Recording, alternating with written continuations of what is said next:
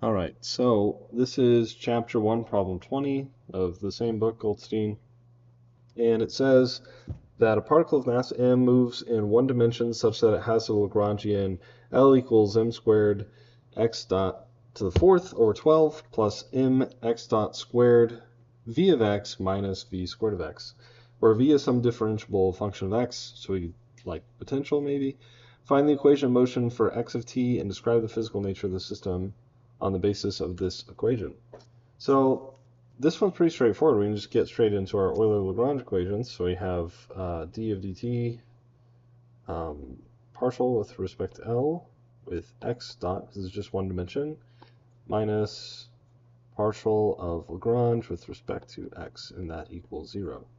So first we'll do the partial of Lagrange with respect to x dot, and that is going to be, so this guy, it's going to be m squared over 3, and then x dot to the third, and then plus 2mx dot, and then v of x. And then this is not a function of x dot, it's just a function of x, this potential function.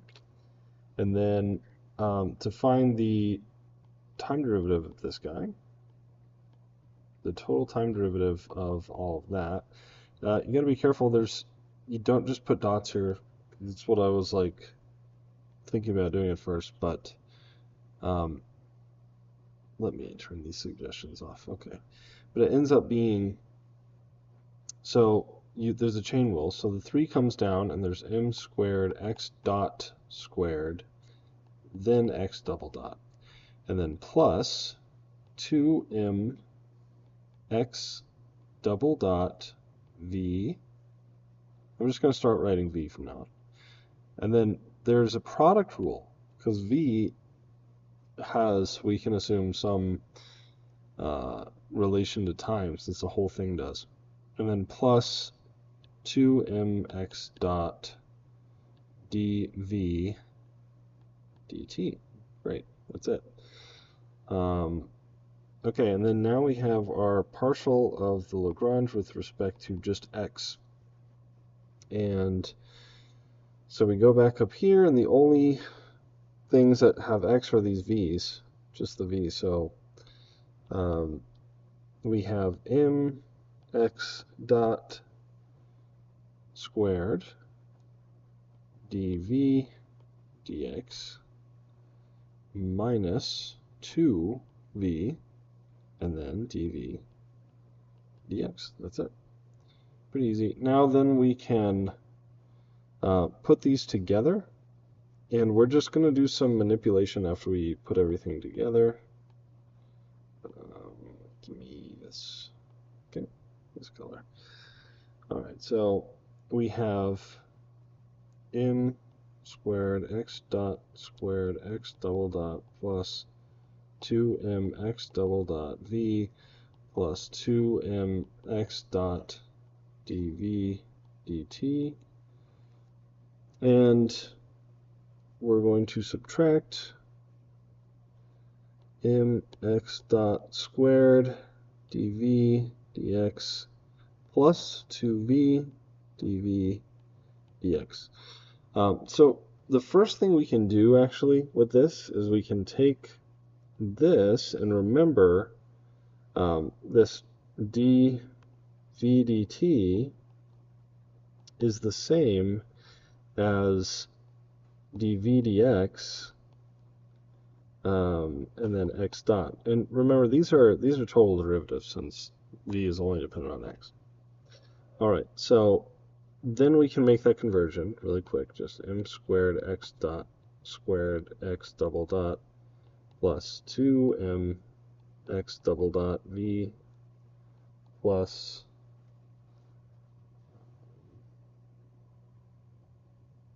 yes, okay, doing good. M 2m x dot dv dx, so x dot squared dv dx minus m x dot squared dv dx plus 2v dv dx. So now we can get rid of one of these. See this? So we get rid of one of these. And let's just rewrite it. Squared x dot squared x double dot plus 2mx double dot v plus mx dot squared dv dx plus 2v dv dx. This equals 0, of course. All right, so we can factor out a dv dx here. So let's do that, and at the same time, just save some time, I'm going to factor out an mx double dot from here as well. So I have mx double dot mx dot squared plus 2v, okay, and then we're going to have plus mx dot squared plus 2v dv dx, and then you can see that these are the same, and so we have mx double dot plus dv dx and mx dot squared plus 2v equals 0. And so the question is asking us to describe the physical nature of this, and it's starting to look really familiar because we know that this is force. This looks familiar too. What's the derivative with respect to x of v if it's potential? So one thing we can do, get rid of these, get rid of this 2, divide everything, we can divide by 2 here, and we get this. We're going to put it in here. So we're going to get mx double dot plus dv dx 1/2 mx dot squared plus v equals 0. And then we'll multiply by -1 on both sides. And this will give us minus dv dx minus mx double dot. And then this is our kinetic energy, and this is our potential energy. So this is kinetic plus potential, total energy. And then this is the same as the negative gradient of potential, which equals force. So force minus ma, right, times t plus v equals 0. So this is just showing the conservation, the conservation of energy and force in a conservative system, and that's pretty cool. And that's it.